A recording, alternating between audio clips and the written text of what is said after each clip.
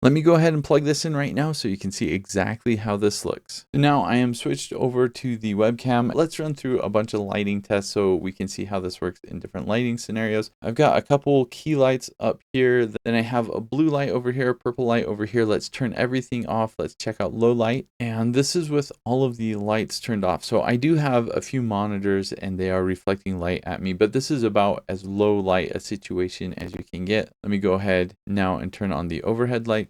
I've got a few overhead lights. They're not super bright, but this is probably what most people have for their desk setup. They just have some overhead light, nothing fancy. So this is more or less what it would look like in that situation. I turned off the lights, but I opened my curtains. It's the afternoon right now. I'm in the basement, so it's not very bright, but this is what it looks like with a little bit of natural light. I've got my studio lights back on. The last test to do is I want to see what happens if I've got blown out highlights. So I've got this light on the side. Going to turn this up all the way. So I've got a lot of reflected light over here so you can kind of see how it casts a shadow over here. Let me turn it around and see what it's like with a light shining straight on my face. Okay, that's interesting. Usually you'll see blown out highlights with most webcams right here. I'm not seeing that with this webcam. So it's doing something to adjust so you don't get blown out highlights with really bright light. On the flip side of that, certainly really dark on the other side here.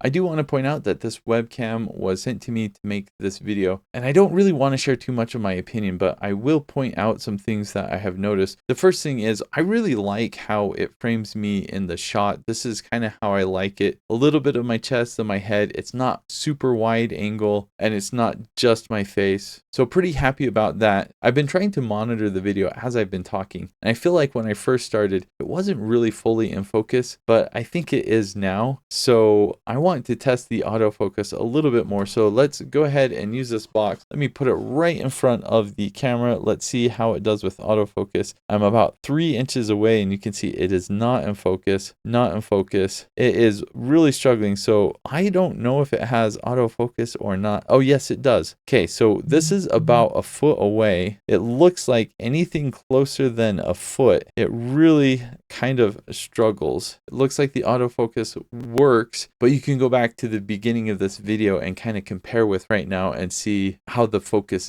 differs. The last test I want to do is an audio test, so let me switch over to this mic real quick. And this is the audio from the mic. I have no idea how it sounds, so I can't comment on it at all. This is the audio coming straight from the webcam. It does look like the levels might be a little bit low. That's usually okay. Whatever software you use, like Google Meet or Zoom, they typically kind of put you at the perfect level, but there you go. This is the webcam audio. Let's go ahead and have a look at the physical design of the webcam and what you get with the webcam. It actually comes with a decent amount of stuff. So you've got your tripod if you want to mount it on your desk. You've got USB-A to USB-C, so you'll plug that into the back right here. If your computer only has USB-C, then you can use the adapter right here. The body is plastic, actually quite lightweight. The nice thing about the webcam is you can rotate it back and forth, up and down, and then you can put this on your laptop or monitor, or you can use the threads to put it on a tripod. And here on the side, you can close it. So if you want to visually see that nothing is getting through, you can just turn off the webcam completely. Hopefully this video has helped you determine what you think of this webcam. As it is right now, I actually think the quality is nice, tack sharp, good focus, but it did seem to struggle at the beginning. But this seems to be a good option if you're looking for something versatile and really inexpensive. Thanks for watching.